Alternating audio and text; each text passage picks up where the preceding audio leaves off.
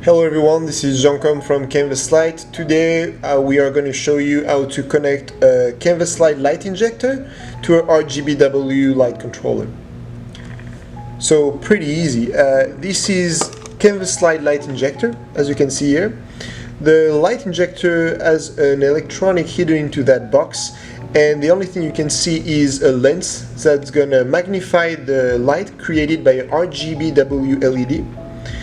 And to control this LED, you will be able to see at the end of the wire these 5 wires coming out of it, which are regular for any RGBW light systems, which is blue, white, green, red, and positive.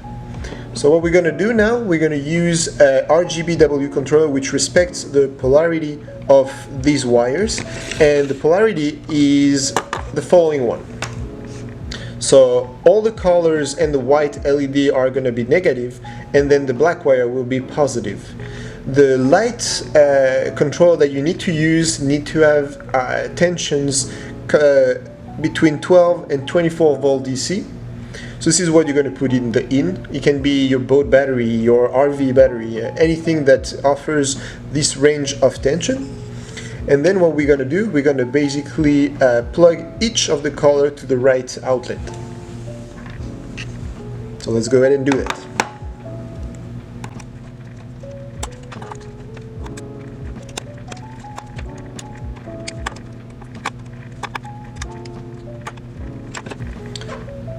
So here we are. The 5 wires of the light injector are now connected to the RGBW controller. And now we are going to plug the input of the RGB controller so we can light up the light injector. To do so, in our case today, I'm going to use a regular 110 VAC outlet that's going to be plugged into the light controller with this little connector. Now we have all the wires wired to the controller. We'll be able to start controlling the lights through the interface provided with your controller. So as soon as your controller respects the characteristic of 12 to 24 volt DC and the negative and positive wires, then you can use Kanvaslight in your system. If you need references of compatible controllers, you can contact us and we'll be able to provide you some.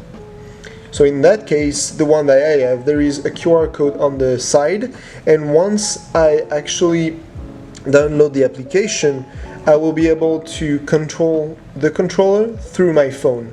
And as you can see, the light injector is right here, and I can ask for different colors. So I could ask for red, I could ask for blue, I could ask green, I could ask to follow the music.